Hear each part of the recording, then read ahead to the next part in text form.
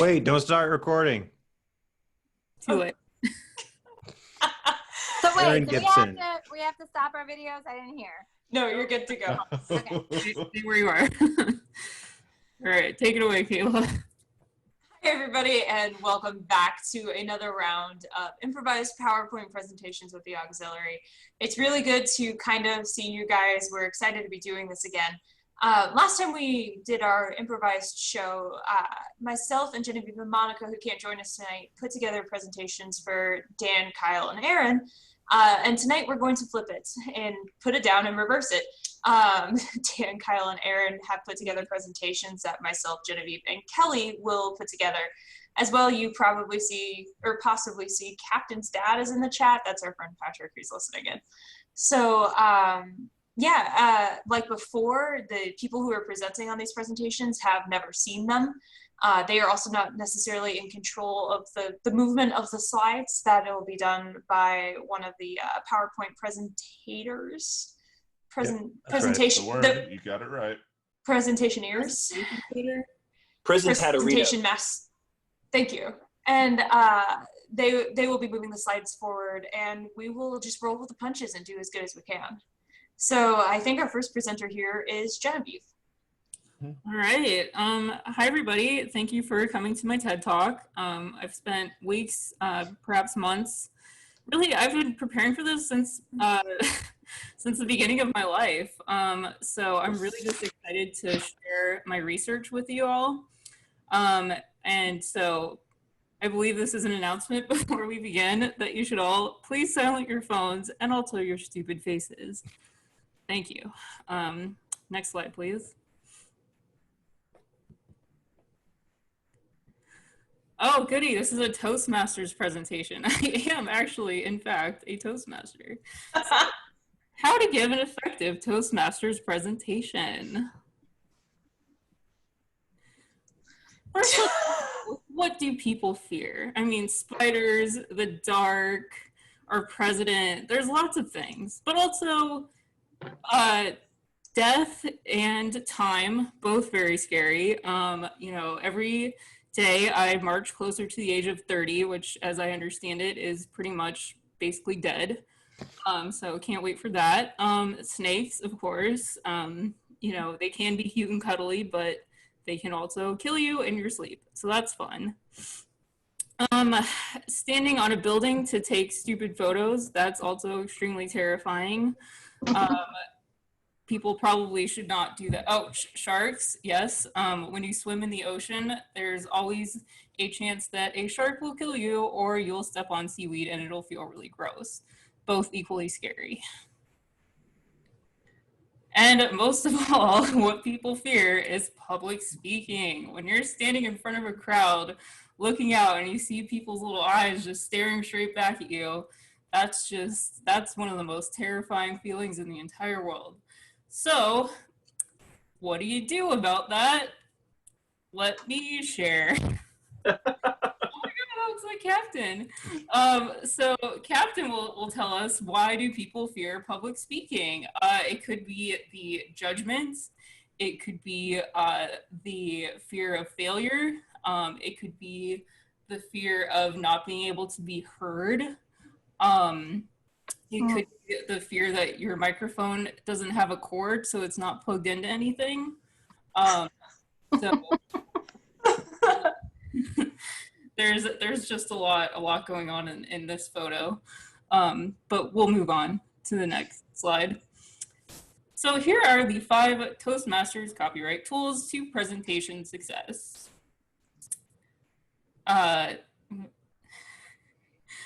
First, you must walk across a tightrope in 2 Himalayan mountains.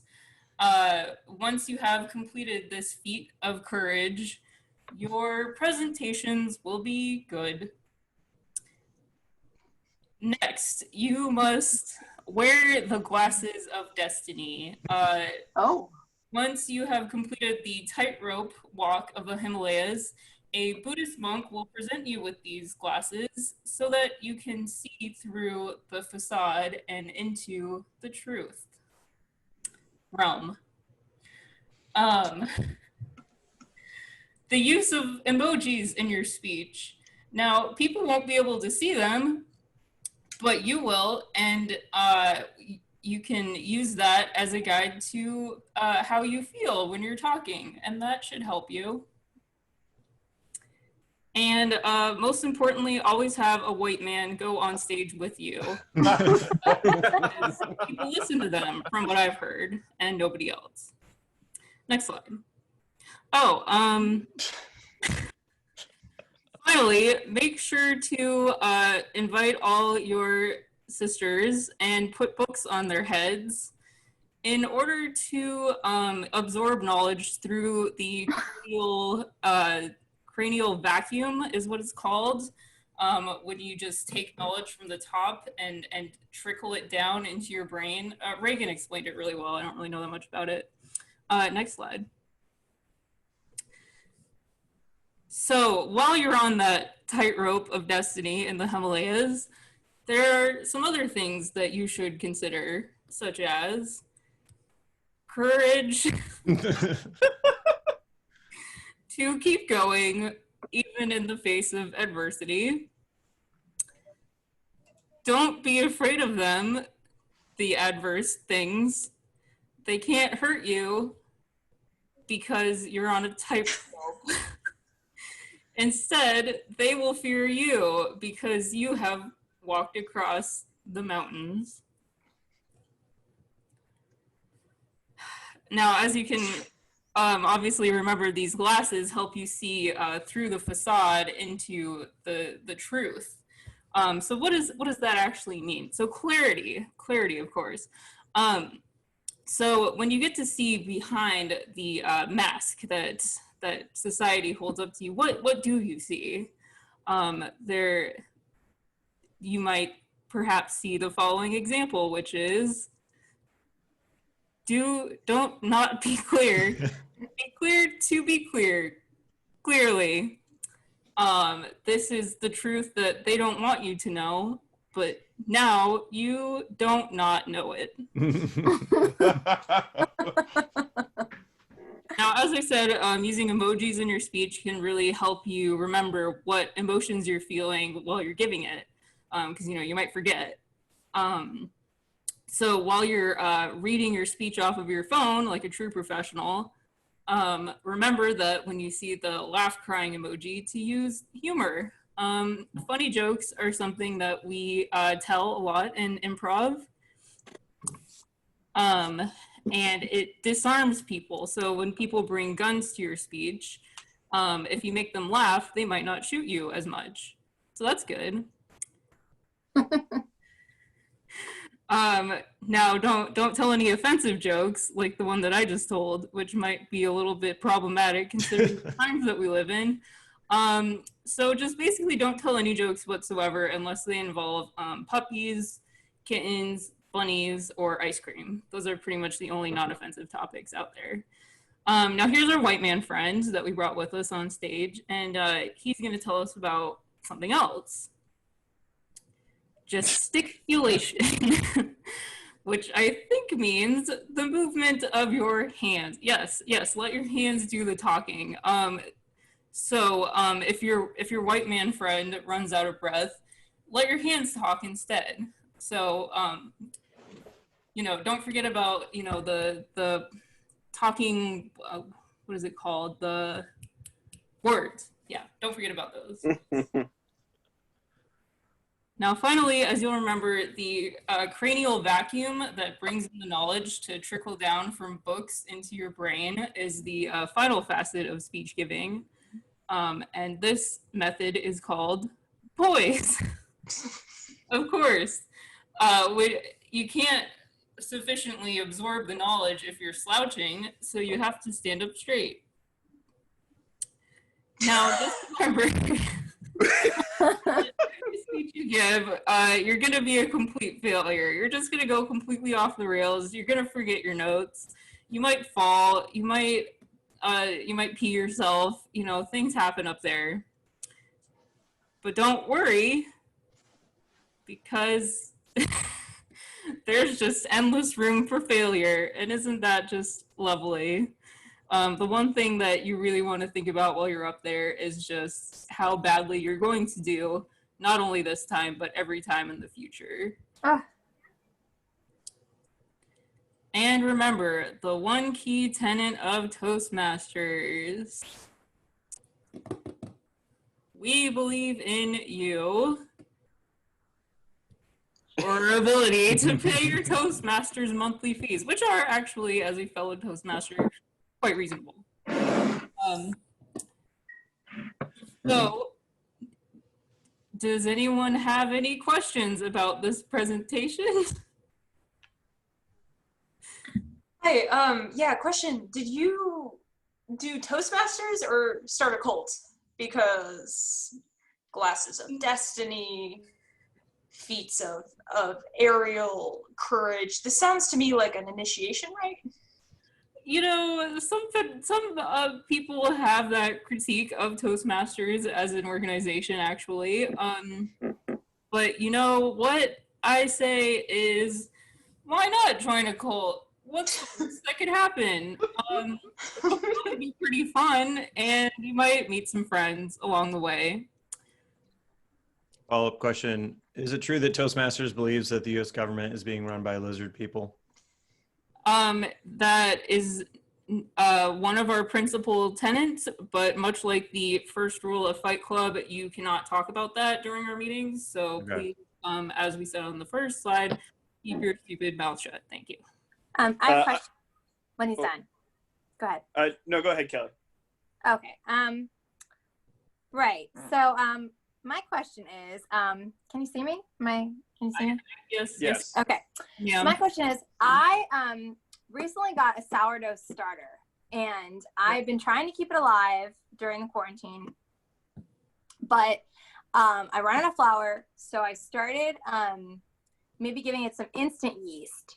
Mm-hmm. And I don't think that's working out because it's starting to coagulate. So, yeah. So I thought you might. I mean, you're Toastmaster, so I thought you know what to do. Yes.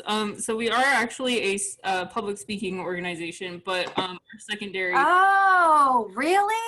We actually do our secondary less known function is bread making and you know, once you cook the bread, toast making. Okay. But you know, the actual bread itself, you know, that's not really my area. I just say put it in any machine that can make it warmer or hotter or toasted, and sour. Okay. that'll fix it. Yeah. Okay. Thanks. You're welcome.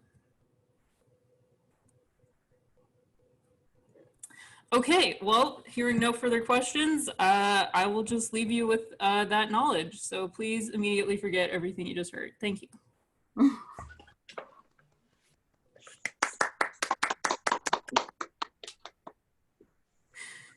Thank Whoa, you. Zen. That was Wow. somebody who actually really enjoys Toastmasters as a participant. Speaking of Avatar, Yeah, I remember once somebody was like, you should come join Toastmasters. And they're like, what do you do? And I was like, you learn how to talk and stand up and you participate. And I was like, oh, now I'll just do improv. Thanks, so. Yeah, I mean, I always say that for my public speaking abilities, Toastmasters help me like this much, and improv helped me like that much. So, But they're different styles for different folks, right? for more formal speaking, it's really good. Toastmasters like how to tell a story too. It depends. Like, you get lots of different speech formats, and you can kind of do whatever you want with them. So I did do some stories. I did some like academic-based speeches. Yeah, a lot of like personal stories kind of things. Probably a lot less improv 101 running around and pretending to be like a beach ball.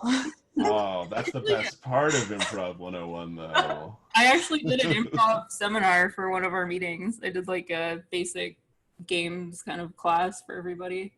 That's fun. You're like, hey kids, have you ever heard of Just a Minute?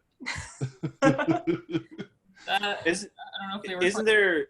Isn't there an organization like Toastmasters that's like StoryCorps where they like specifically do stories? StoryCorps is a different thing. StoryCorps is like a That's public. thing, right? Yeah, there's Yeah. one on NPR on it's called, what's it called? That was Toastmasters, but it's not. It's oh, I can't think of it. Shoot. Hey, who's our second presenter? Is it me or is it Kelly? Yeah, I think it's Kelly. Okay. Okay. So thank you so much, everybody, for your patience and your attention that you gave to our Toastmaster. Now we're going to hear from another one of our presentation masters. This will be Kelly. Hello. I'm very much looking forward to talk about shapes, bilateral shapes, or anything else you'd like to talk about. Let's go. Let's begin.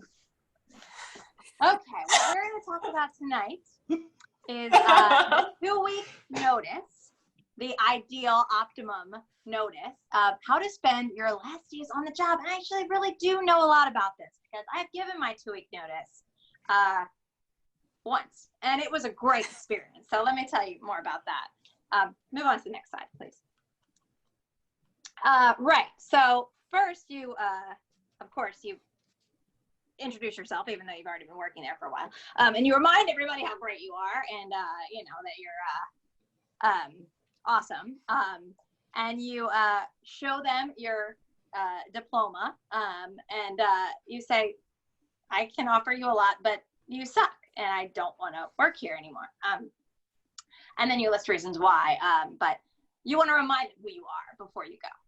You know, it's important. Move on to the next slide, please.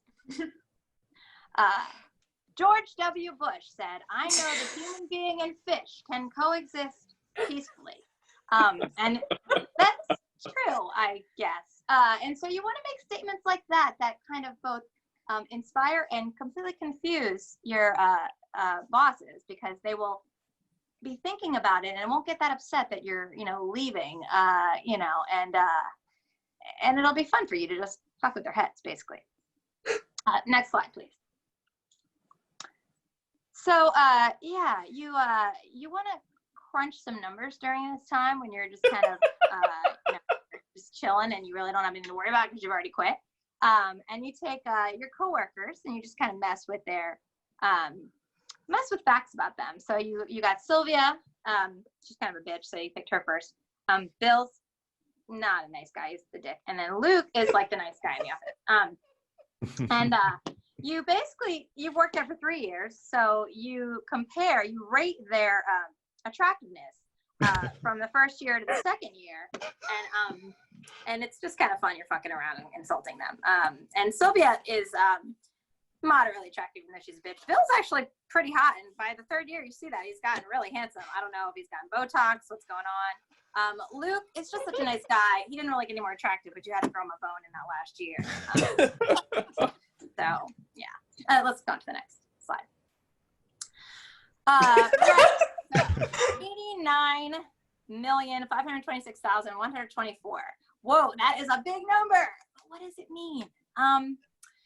Really nothing to you. It's about how much money you'd probably like to make, or it could be you're playing around with numbers, right? So you're like, maybe this is how much money I want to make. Maybe this is how many seconds I've wasted at this job. I'm not really good with math, so I'm not sure if that's even accurate for 3 years, but you know, you just mess around and like, you can quote it to your coworkers just to sound smart, and so they're sadder that you're leaving.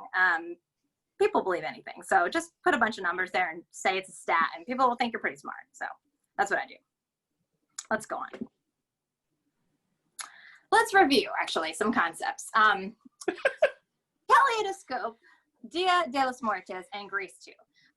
Remember, you have nothing to do at this job. You can act like you're busy, but really it doesn't matter because you can't get fired. I mean, you could get fired, but you've already given notice, and that kind of precedes it. So you just want to kind of look like you're doing something, but not really doing anything, because this is, you know, you're like a lame duck. So just enjoy it.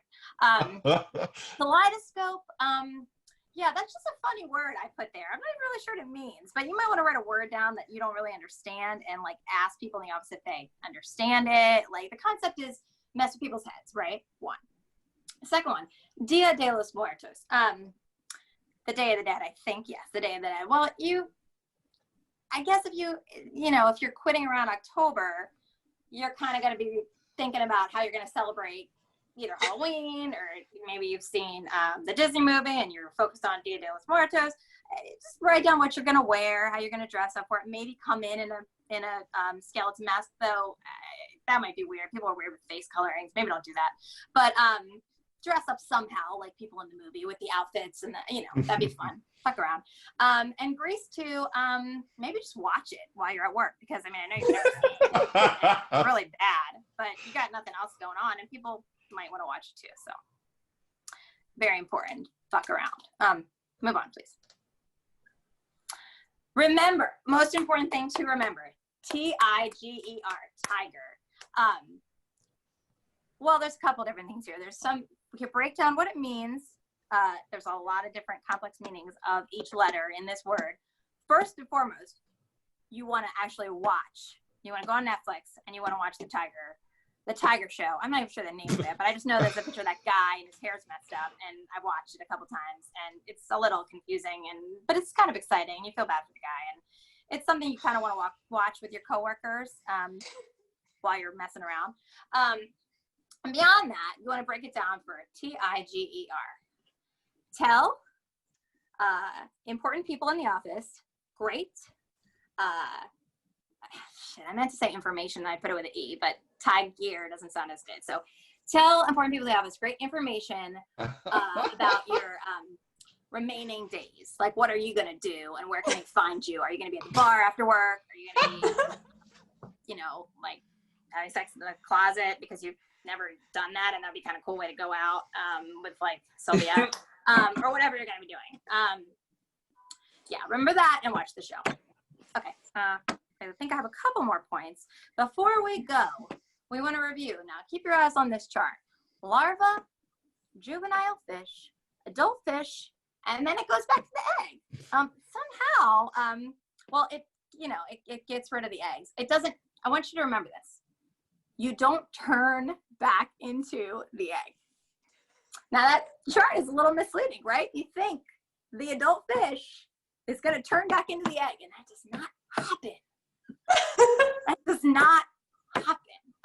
So you just need to remember that a lot of things you think are going to happen are not going to happen. When you go to this new job, you're not going to be 5 years younger.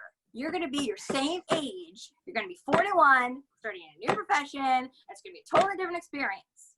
And you need to remember that, because maybe you shouldn't have left this job in the first place, because it actually paid you pretty well. But let's go on. Last point. That's it. I don't have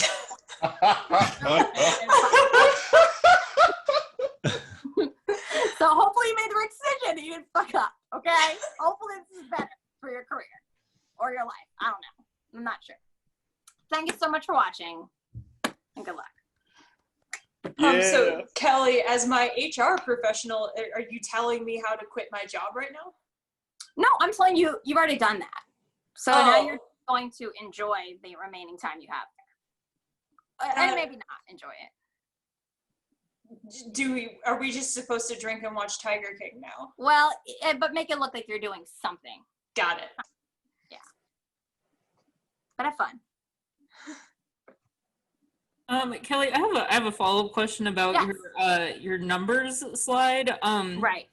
So you gave these people rankings, basically, or Yes. sort of an arbitrary numbered scale of how attractive they are. But what would you give yourself? Oh, I mean, over the course of time? Right. Yeah. Exactly. Right. Well, see, that's tricky because I'm not dead. I actually turned 40 and I did not die. I didn't know that could happen. That's good to know. Yeah, I don't know. I thought I was gonna die, but I didn't. And so I would say compared to like Sylvia, I mean, I would say on my scale, since it's completely arbitrary, I don't know, I'm maybe 19, 18. Yeah, but last year I was definitely like a 7 and I was depressed. Oh, wow. Yeah, and I think I was depressed at the job that I was at, because clearly this is my own life experience. And so then when I decided to quit, I just shot right up and I just got a lot more attractive really quickly, even though I'm over 40. Yeah. Wow, that's a beautiful story. Thank you. You're welcome. Any other questions? All right. Thank you very much. Kelly. Welcome. Oh, I got it. That was my PowerPoint, and I don't think any of those slides had anything to do with the topic. So I apologize. Yeah, that was a very good job of pulling everything together. I was like, this is gonna be a tough one. There's nothing here to help whoever does this. That's fun. I really loved important people or tell important people great information, great e-formation. Great information. That's what it was. Tell important people great e-formation about your remaining days. Easy enough to remember. Yeah, snappy. I like it. Rolls right off the tongue.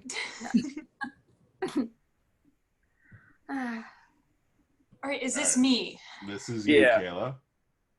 Okay, fantastic. Everybody, I'm glad that you all took time here today to be with me as we talk about this important topic. Mathematics, the sciences, Da Vinci, the hematological systems. These are all things that we have learned much about in the past few years. And I am eager to present to you something else that will be, I think, just as revolutionary as we move forward into our educational advancements. What you should be afraid of. Realistic and practical fears and why they are scary. It's true. I'm actually one of the leading scientists at Brown University on fear. I'm kind of the only scientist on fear at Brown University because they're all just scared of me. That was a joke. And I think that I spent a lot of time really digging in and analyzing the human psyche about fear and analyzing what we should and should not be afraid of. Freakonomics had a big chapter in it actually talking about what's more dangerous, you know, a pool or a gun in the house or a trampoline. And that just really enraged me deep in my core. And so I then began my work in this field, like literally the night after I read that chapter. So let's go ahead and advance to the next slide here. Who is someone you should be afraid of? It's a big question, you know, as we're looking forward in society. All fear, all scary things are centered on people. Even fear of animals is centered on people. So who is someone you should be afraid of? Aliens. The opposite of people.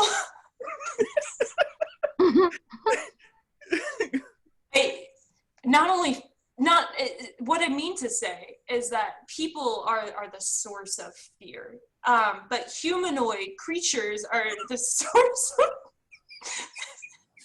humanoid creatures are the source of fear. So if we just get rid of them, like get rid of the aliens and only do the humans, then there's a lot of less things to be afraid of. But don't forget that humanoids can cause fear. See, here we go. Perfect. We have our grandma. Grandma can cause fear. She might die. Grandma might have poisoned those muffins. So that's something we should be afraid of. Just ignore the alien humanoid based fears. Okay, we gotta clamp down on what we can control. And what we can control is worrying about grandma and her poison muffins. Even though other forms of humanoid based fear do exist. Next slide, please. I want to talk more about grandma. So I don't know if you guys know this, but I actually have a grandma who is quite famous for poisoning many people with her muffins. Her name was Dolores, and Dolores Carter. And I don't know if you have heard of a city called Tulsa, Indiana. You haven't because everyone there died. And that was from my grandma Dolores. And so I think that when I'm analyzing my own deep-rooted sources of fear, I think it's because my grandma was a serial killer. And so that's why when I picture fear and I picture what we should be afraid of, this is the avatar that appears in my head. Other things to know about Grandma Dolores is she was a stock photo model. So there will be times in which I read articles about Grandma Dolores or about grandmas, and this picture will appear, and I just get rooted right back to my core again. You know, I think about the fact, like, Did grandma really do that? Am I going to be haunted by the ghosts? Does the blood of a serial killer run in my genes? You know, things like that. And when I hear those voices, they just come out of that grandma mouth. And so I think when we're talking about what we should be afraid of, you know, we've got to be afraid of my grandma Dolores and her murder ovens. So if we could just go ahead and advance to the next slide. Grandma Dolores's necklace is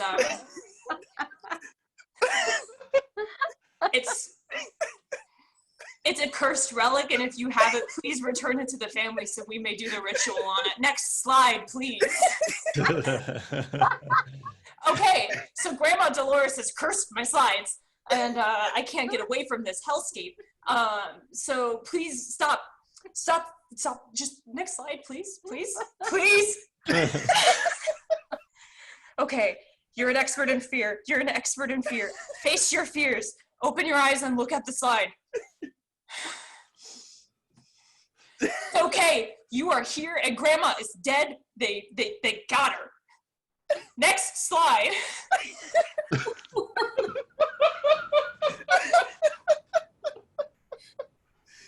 I'm really sorry you had to see that, everybody. But I think that's a good explanation of my coping mechanism, which is called Shout the Fear Down. I'm putting a book out next year. So I want to change topics, okay? I want to talk about dangers in the workplace. So, you know, the human-based fears and the family-based fears and the alien-based fears are not the only ones. You can get a paper cut. You can get a lot of staples in your leg when you're in the office. So we need to find out what's really a fear in the office and what's not. Little known fact, did you know that 57% of American secretaries died of bear attacks every year? You didn't know that, did you?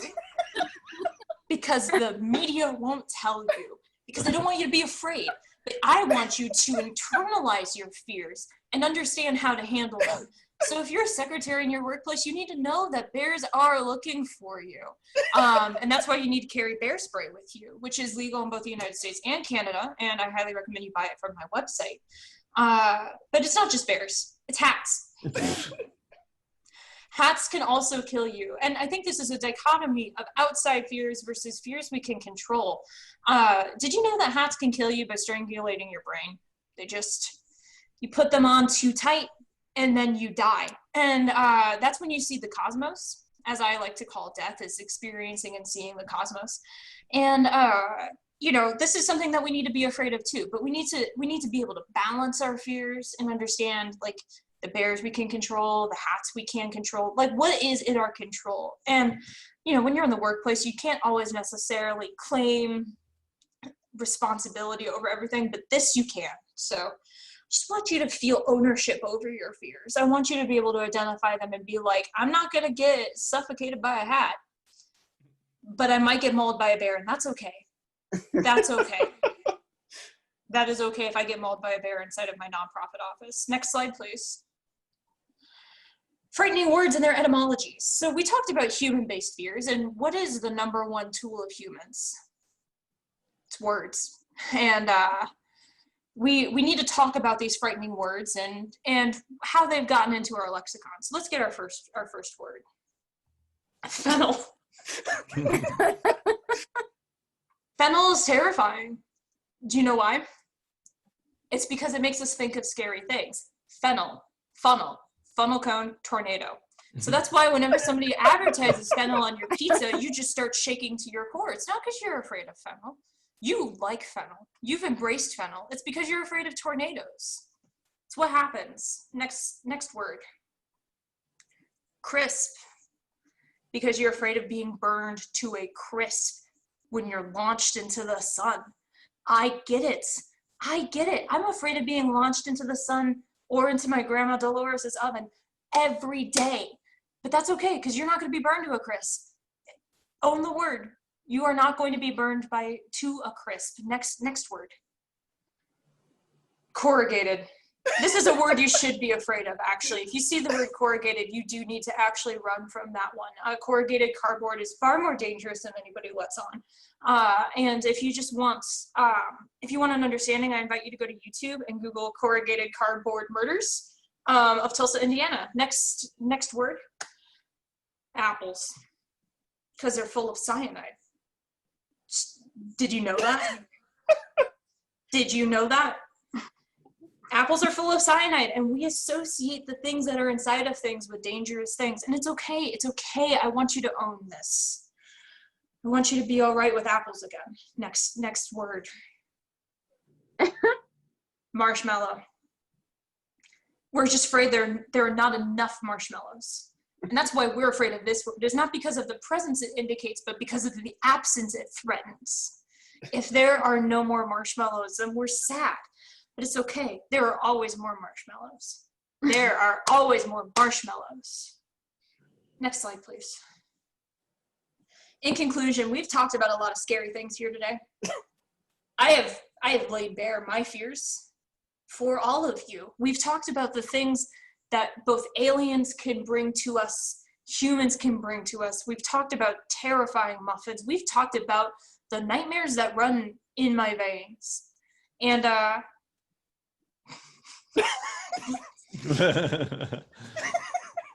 speaking of my veins, do you know what they're full of? They're full of blood, okay? There's just blood in here. Did you know there's blood everywhere? This is something I'm really grappling with today, so I just need you to help me through this one, okay? I am full of blood. And I don't like it. And I look out on this conference call and I just see all of you full of blood. But it's okay, because I see you behind your blood. Any questions? Oh. Please don't ask me any questions. I'm so scared of them. Which university do you say you went to again? Brown University, a very prestigious one. Got it. Now, Kayla, I thought that the only thing to fear was fear itself. Do you have any comments on that quote? Well, everybody knows that JFK was a known Toastmaster, and so he controls the government. And I don't think that we should listen to anything that charlatan has to say. I thought public speaking was one of the top fears in this country. Why was it not mentioned in your presentation? So this is actually really interesting. Since the statistic got around that people fear public speaking more than they fear dying, something that my institute has researched is people have really started to face that fear. And they really started to look it in the eyes and be like, maybe I shouldn't be so afraid of it. And we also noticed that there was a sharp increase in improv class enrollments when that fear became publicized. So I think people are just starting to get over that one. That sounds like direct causation and not correlation at all. Thank you. Yes. My name is Skip Williams. I'm the host of the hit podcast Murder Grandmas. I've been trying to reach you for some time. You haven't returned any of my Twitter DMs. We're trying to get some more in-depth stories about your grandma Dolores. I just would love if you could take some time to talk to us, maybe respond to some of those pics I sent you. Okay. What did you do? Okay, hang on. Skip? Yeah. Skip, I'm going to give you one shot to answer this question for me. Mm-hmm. Where is my grandma Dolores's cursed necklace? Look, we collect items for research. Okay, it's legitimate. Skip. We're a legitimate business. We're a 501c3. Skip, you're a non-profit and you have my grandma's necklace? We are a non-profit. Your secretary is going to get murdered by a bear. We have not profited from owning your grandma's necklace. We are doing it for the public good. You don't understand. You are going to get murdered by bears. You're just gonna. You have the necklace and you're in a non-profit office. You need to get rid of it. I don't even care if you send it back to me at this point. Just get rid of it. Is that all you have to say? Were you recording? Well, of course. No. Podcast. Okay, look. Call my administrative offices. I will figure out how to get over my fear of podcasts, and maybe we can talk in a few months. All right, fantastic. Another victory for Skip Williams, champion of truth. Love you, Skip. Were there any more questions? Yeah, I have one last question. Mm-hmm. Blood? No, no, don't. Bad. Understood. All right, everybody. I have to go. I can't. I'm sorry. I'm just. Good luck. See y'all later. I'm out. Yay. I did not know there were going to be so many arrows on my Grandma Dolores. That was hilarious. Yeah, by the time so we're saying next slide and there were 2 more arrows left, I was like, oh yes, this is gonna be good. Did Kyle do that slide? Do that thing? Yeah. Oh boy, Dan was the one who downloaded a generic Toastmasters PowerPoint and submitted it as his own work. Yeah, I'm a plagiarist. Well, I think right before we wrap up our recording here, thank you very much for seeing Auxiliary Does Improvised Slideshows Part 2. Please stick around for more improvised content that we come up with as we come up with it in quarantine. Thank you so much and have a good night, everybody. Thank you. Bye. Bye.